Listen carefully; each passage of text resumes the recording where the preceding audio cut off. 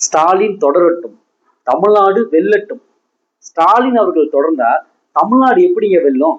இந்த திராவிட மாடல் அரசு ஆட்சி அமைச்சதுக்கு அப்புறம் இந்த 4 வருடத்துல 16,518க்கும் மேல போக்சோ வழக்குகளும், 6,624க்கும் மேல கொலை வழக்குகளும், 9,332க்கும் மேல கொள்ளை வழக்குகளும், 1,761க்கும் மேல கற்பழிப்பு வழக்குகளும், 26,651க்கும் மேல பெண்களுக்கு எதிரான குற்ற வழக்குகளும், 19,612க்கும் மேல குழந்தைகளுக்கு எதிரான குற்ற வழக்குகளும், 15,256க்கும் மேல போதைப் பொருள் சம்பந்தமான குற்ற வழக்குகளும் தமிழகத்துல பதிவாயிருக்கு.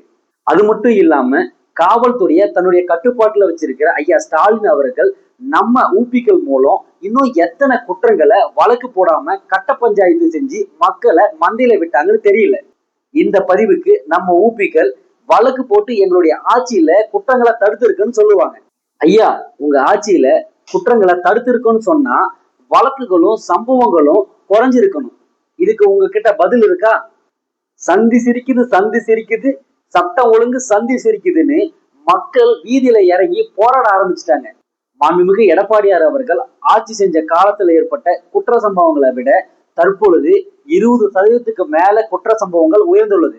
தமிழ்நாட்டில் இருக்கிற பெண்களும் பெற்றோர்களும் ஸ்டாலின் கிளம்பட்டும், தமிழ்நாடு வளரட்டும் என்ற கோஷத்தோடு மாண்புமிகு எடப்பாடியார் அவர்களுக்கு இரட்டை இலை சின்னத்தில் வாக்களித்து மீண்டும் அவரை முதலமைச்சர் ஆக்குவோம், தமிழகத்தை பாதுகாக்கப்பட்ட மாநிலமாக மாற்றுவோம் என்று ஒன்றுபடுவோம், உறுதியேற்போம்.